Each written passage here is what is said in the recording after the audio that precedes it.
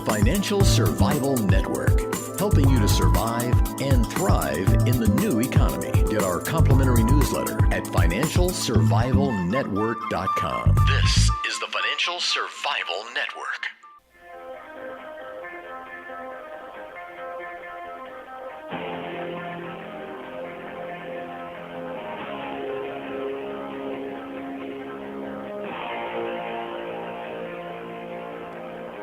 This is the Dan Copal Show.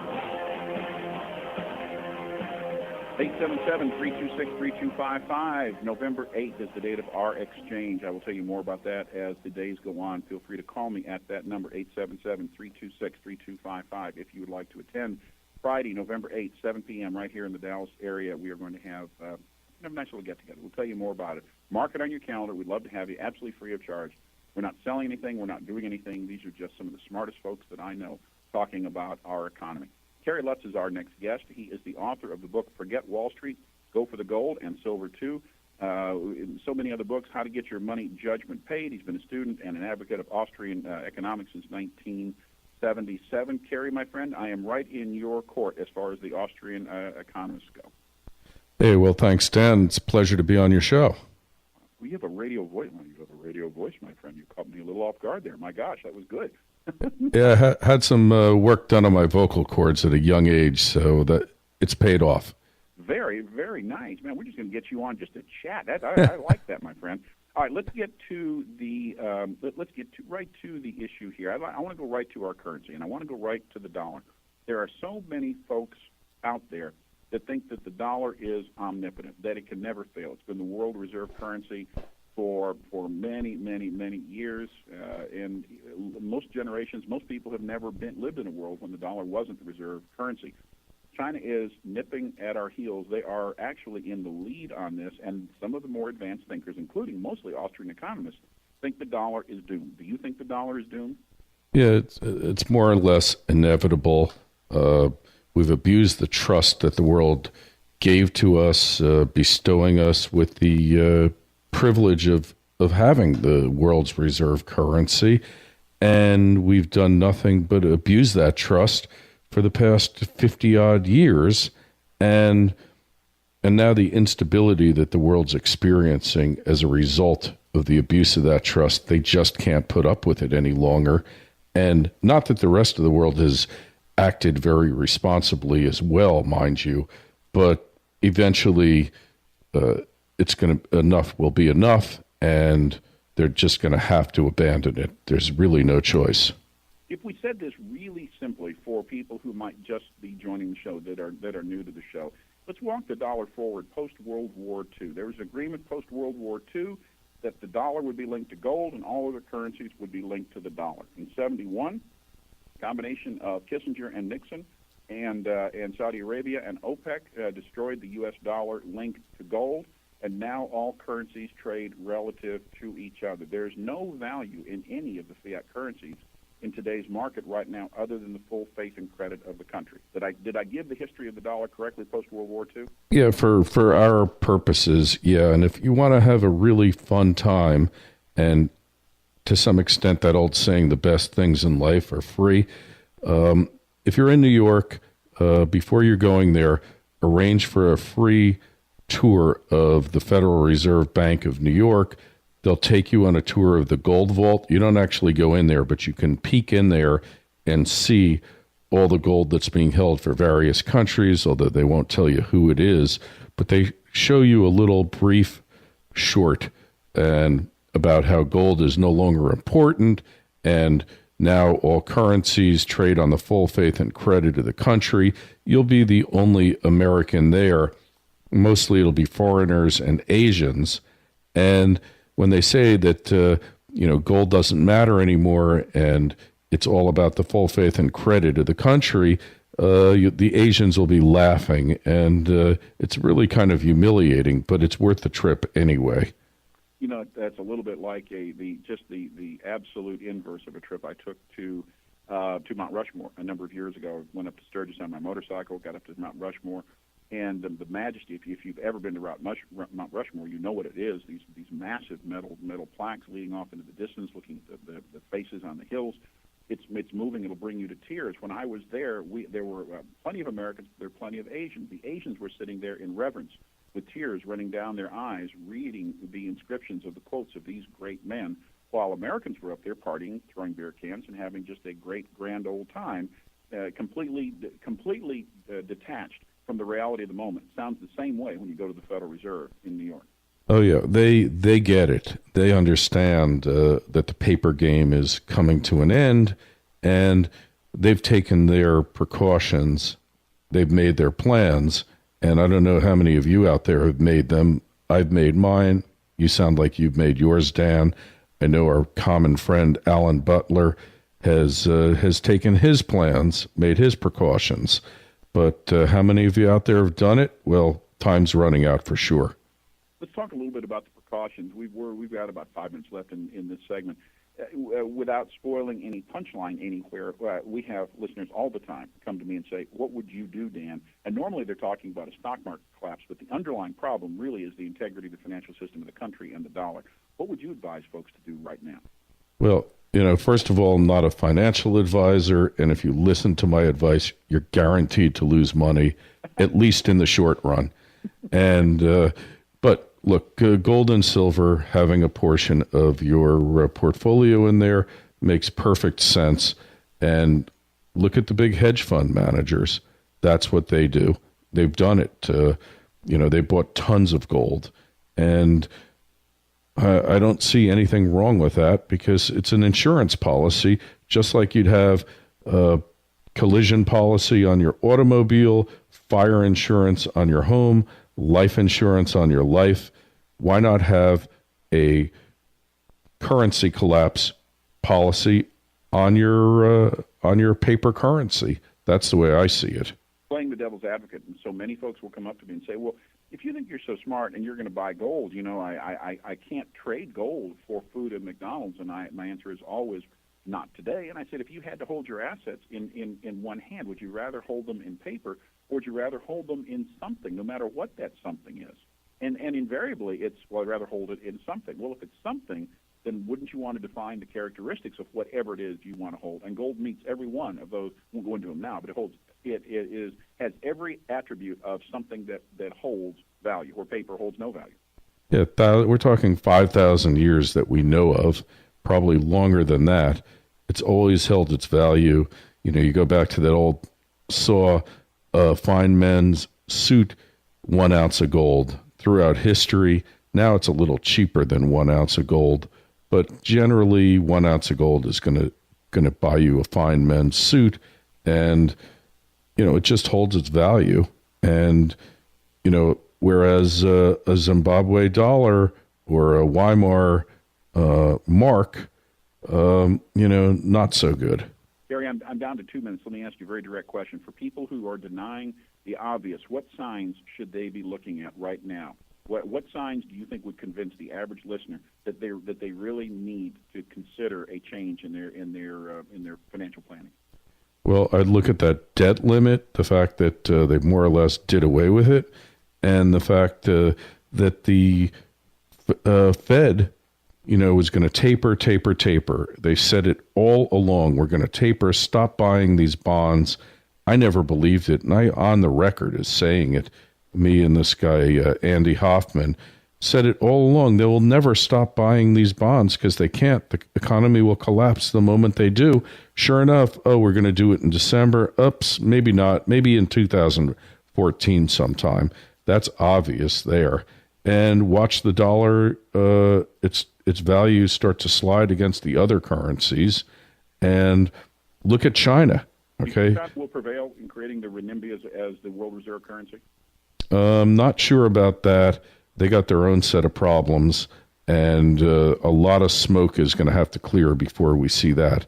I don't think an alternative world reserve currency other than the dollar. Will we go to the International Monetary Fund, the SDRs? Will we go to some other currency? I just think when this thing blows up, nobody's going to trust paper anymore, and it's going to have to be some type of gold, digital gold.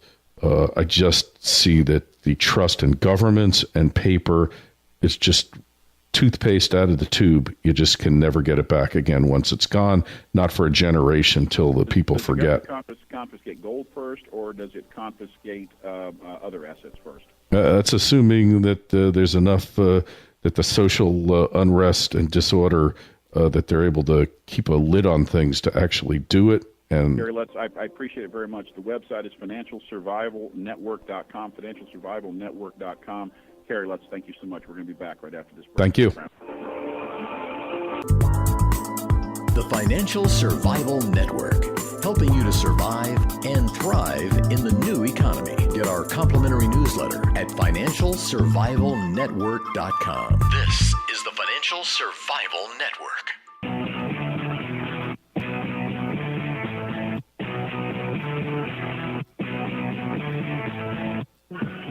If you had insurance coverage on an individual market when the Affordable Care Act was passed into law and you liked that plan and you wanted to stay on it even though it didn't meet the minimum standards that the Affordable Care Act would bring into place on January 1st, 2014, you can keep that coverage. You're grandfathered in. That plan and your association with it are grandfathered in perpetuity, not for a year, not for 5 years, but forever. What is not the case is that your insurer basically threw you off that plan by telling you after a year or two that it was changing and said, here's your new option because your plan has changed, that new plan was grandfathered in, because how could that be? You can't grandfather in a plan in 2010 that didn't come into existence until 2007. Doesn't make any sense to anybody else. Welcome back to the Dave Bowman Show. Power Talk 1360, 1280, Modesto, Stockton, everywhere via iHeartRadio. 565-DAVE. 565-3283 and online at powertalk1360.com or powertalk1280.com. If you want to join us this afternoon, I told you so. Kerry Lutz is an economic writer. He joins us this afternoon, and he actually has a column out today called "And a Giant I Told You So." Kerry, good afternoon. Those of us have been saying this for years, and it's almost smug satisfaction to say it now, isn't it? Oh, yeah. I mean, look, there's no surprises here. This website dud, it had to happen because this is what happens when you have a bunch of guys who never had to make a payroll in their lives, never worked an honest job in their lives because they worked for the government or academia. And not to say that there's not any honest professors or government employees out there, but they're the exception, not the rule. Let's face it. So, multiple times on your blog, you've mentioned the fact that this was going to go exactly this way. Why do you think nobody listened? Why do you think the general public believed the president's speech about if you like it, you can keep it versus the reality, the economic realities that they weren't going to be able to? I don't know, because I knew back when it got passed that come January 1st, 2014, I was going to have to find a new insurance policy. There was never a question in my mind because I knew that my insurance plan did not pay for contraception. It didn't pay for abortions, and it didn't pay for a bunch of other stuff that Obamacare mandated. So I was just waiting for the cancellation notice. And how can anybody think otherwise? Do you think it's because they just didn't want? I mean, is this an emperor's new clothes scenario? They just didn't want to see it, or is there something wrong with the American public that they can't see it? I just think it's that, when you were 3-4 years old and you wanted to believe in Santa Claus, even though something inside of you said there ain't no Santa Claus, you just want to believe. And that part of you just never goes away. And when a snake oil salesman comes along and he's trying to sell you the magic potion that's going to cure everything that's wrong in society, that part of you just kicks in. And if he's charming enough and he smiles at you and, just lays on the charm, you just want to believe him. So what happens now? I mean, people are starting to get these notices. Businesses are not dropping necessarily people yet, although we've seen some places start to cut back. I think that's going to get worse next year. What happens now? What should I be paying attention to? Well, it's really getting to the point where chaos could set in because, look, the people have been promised to get subsidies. How are they going to get them? They can't get onto Healthcare.gov, or if they can get on, they can't buy a policy there. the insurance companies that are supposed to get people who are enrolling on Healthcare.gov can't get that data in the form of an 834 file, which has been around for tens of years because the website's broken. So those people are seeing their premiums go up double, triple in some cases. It's really going to be a chaotic situation unless Congress and the administration step in and act and suspend this thing. And if it were a normal administration that really cared about the welfare of the country and its citizens, that's what would happen. But in this case, I don't think you can make those claims. And I think if you need any kind of medical attention and you've got an insurance policy now that you might not have after the first of the year, you better get off to that doctor, go get those procedures, overfill your prescriptions, just get everything you can possibly do now and be prepared for a period of time to not have any coverage and maybe have to dig into your savings to pay for medical care. I can see where doctors and hospitals would be a little bit nervous about that. When people start realizing this, probably late next month, they're going to start seeing a run on stuff, aren't they? I think so. I started it myself back in late summer. Not that, thank goodness, I don't have a lot of medical problems, but I think if you've got controllable conditions that can be addressed by losing weight and eating healthy, you better start doing it now because it might be very difficult to get medical care after the first of the year unless you're willing to pay cash for it. So nobody knows what's going to happen here, Dave. I mean, it's anybody's guess, and we could have real chaos break out quickly, and it might be the only people getting medical care are people on Medicare and Medicaid, and people whose employers are paying for the coverage, but a lot of people, tens of millions of people, could lose coverage all at once, and that's a scary prospect. Kerry, your main emphasis is on financial survival. You're an economic expert. If we get into that situation, let's kind of look into the crystal ball here and maybe postulate a scenario here after the new year. If everybody is in that situation where they don't have that coverage and they're going to have to pay cash, what kind of economic impact is that going to have across the country?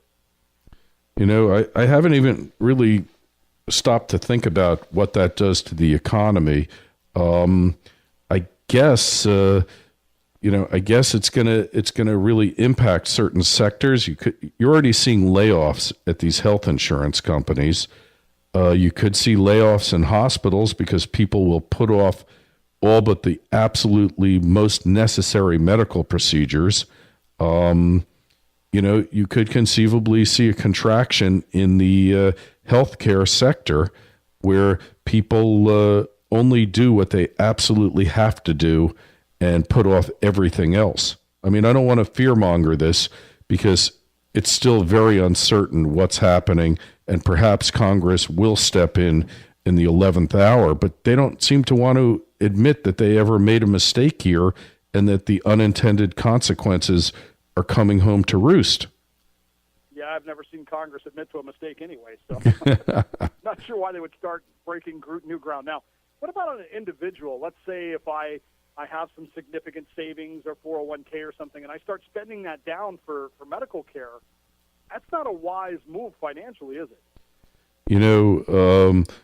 You probably should be doing some planning, Medicare trusts and things like that, see an attorney, and set up asset protection trust if you've got substantial assets, because you should be doing that anyway, irrespective of what type of health insurance you're going to wind up with. But look, I mean, the coverage that I have now is pretty decent. The coverage that I'm going to have next year will cost me an additional $10,000 out of pocket in forms of increased deductibles, increased coinsurance, and other stuff that they just don't pay. You need to start looking at a health savings account, things like that can help soften the blow. But no matter how you figure it, you're going to be paying more out of pocket, almost everyone. And this is going to lead to a lot of angered, upset voters who basically the Democrats own this thing. And believe me, I'm not a fan of the Republicans, the way they've behaved in this matter either. But the Democrats own it, and there's going to be tens of millions of people who are really above and beyond the call, enraged about this, and rightfully so. Well, I think you're right. It's going to be an interesting ride to see. Kerry Lutz, he's a writer for the Financial Survival Network.com. You can check out his blog there. His latest post, A Giant I Told You So. I've been saying that for a while. Kerry, it's been great talking to you. We'll have you back again real soon. Thanks, Dave. Thanks for being here today. It's quarter after the Dave Bowman Show, Power Talk 1360. The Financial Survival Network, helping you to survive and thrive in the new economy. Get our complimentary newsletter at financialsurvivalnetwork.com. This is the Financial Survival Network. The books. It's going to be interesting to see how she responds. It'll be interesting to see if she keeps her job. But joining us right now is Kerry, and Kerry, is it Lutz or Lutz? That's Lutz. Well, you pronounce it wrong because here it's Lutz. You know, we have a town called Lutz. No, it's Lutz. It's Lutz. Yeah. Well, I'll be up there this weekend for the Centennial, and I'll tell them they're mispronouncing the name of the town. It's Lutz. Yeah. Kerry, thanks for joining us on AM Tampa Bay. He's an economic expert and does a little talk radio along the way, too. Kerry, do you see Kathleen Sebelius finally being tossed under the bus after today, or is she going to be able to stick this thing out? Well, that woman looks like she's about ready to have a nervous breakdown here. I mean, talk about a deer caught in the headlights there. And you know that she had like nothing to do with the whole project. It was directed from the White House. All the disclosures confirm that, she's just going to be the fall guy for this, obviously. Well, the fact that it started so horrifically, we were told again and again, even by some Democrats, this thing's going to be a train wreck. And you would think that they would have rolled it out more smoothly. As we pointed out, people like ProFlowers.com knows Valentine's Day is going to be a big time for flowers, and their computers are ready for it. Mm-hmm. For them to roll this thing out after 3 years to get ready for it, and to have such a screwed-up thing is abominable, I think. And they've got to toss somebody under the bus, I would think, right? Yeah, well, you're dealing with the government, like none of the rules apply, like market-based forces. You're talking about, this is a market. 800 Flowers knows that Valentine's Day, you got to get the computers, the servers beefed up because they respond to market forces. The government they don't respond to market forces. They respond to whims, to political whims. This was so obvious it was going to happen from the get-go. They had to get all these different computers talking to each other that don't talk to each other normally. They're legacy-based systems that they've been unsuccessful in their efforts to upgrade. They even have to get the Peace Corps computers involved in this whole process. And those computers are still locked in the days of the 60s, of hippies and dope smoking. And the other thing that's just come down, and obviously it's being pretty much ignored by the mainstream media with an occasional aberration there, but the fact that we were told again and again and again, time after time, and if you like your health care provider, you can keep that health care provider. Don't worry about it. You can keep your doctor, you can keep your provider. Obviously, that wasn't true, as we've seen hundreds of thousands of people who've lost the health care provider. And they'll still be losing it because they'll start to get those notices that they've been dropped. Oh, yeah. That would be enough under a Republican administration to almost have somebody impeached or something. That's incredible that this is just being totally ignored. Yeah, that was a pure lie. I knew it from the get-go. Yeah, you will be able to keep your insurance policy if it pays for birth control pills, if it pays for abortions, if it has unlimited coverage, if it covers pre-existing conditions. Yeah, if it covers all the stuff that Obamacare mandates that it covers, you can keep it. But virtually no policies out there, except for some written in Massachusetts and New York, cover those things. So therefore, you will be losing your coverage, period. It's that simple. And it was in the law. I knew it for 3 years, and I've been shopping vigorously. And that leads to the next thing, that what you need to do now is, if you've got insurance, assume that you will lose it and you're going to get coverage that will cost maybe 50% to 3 times more. You need to go out right now.